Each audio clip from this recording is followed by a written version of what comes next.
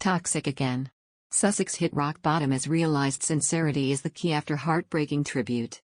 The royal couple blacked out the website with the words "In Memoriam, September 11, 2001", which was followed by rows of names of the victims killed on the attacks.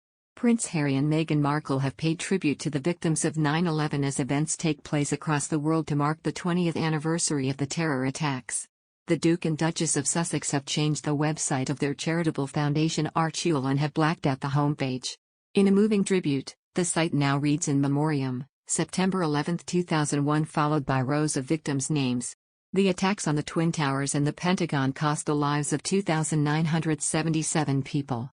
67 Brits died in the attacks in New York City and Washington, D.C., the second highest number of any nation after the U.S. Harry and Meghan's tribute came as events take place across the world to remember those who lost their lives. One Twitter user commented, "This is a great gesture and way of remembering. To remember each of their names and keep them in memory." Another wrote, "MNH are masterminds." A third added, "I agree. I know standing out isn't what the tribute is about, but Harry and Meghan really just come up with new ideas that set them apart from the rest. Dedicating the entire website to the fallen just seems sincerer and impactful than a generic statement of remembrance." Another posted, "Simple yet heartfelt tribute." One more commented, "This is compassion for real." The Queen also said the thoughts and prayers of the royal family are with those killed in the tragedy in a post to U.S. President Joe Biden. The Queen also remembered her visit to the site of the attack. She said, "As we mark the 20th anniversary of the terrible attacks on September 11, 2001, my thoughts and prayers, and those of my family and entire nation, remain with the victims, survivors and families affected, as well as the first responders and rescue workers called to duty. My visit to the site of the World Trade Center in 2010 is held fast in my memory. It reminds me that as we honor those from many nations, faiths and backgrounds who lost their lives, we also pay tribute to the resilience and determinations of the communities who joined together to rebuild." U.S. President Joe Biden is due to visit 3 sites associated with the attacks.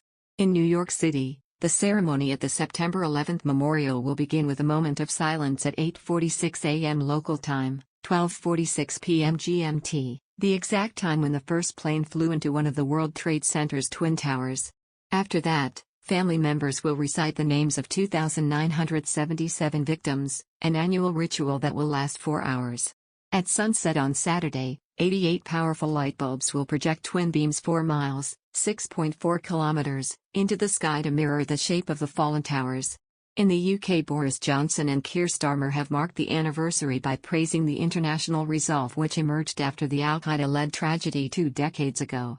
In a message played in a memorial event at the Olympic Park in East London, the PM said the threat of terrorism remained, but people refused to live their lives in permanent fear.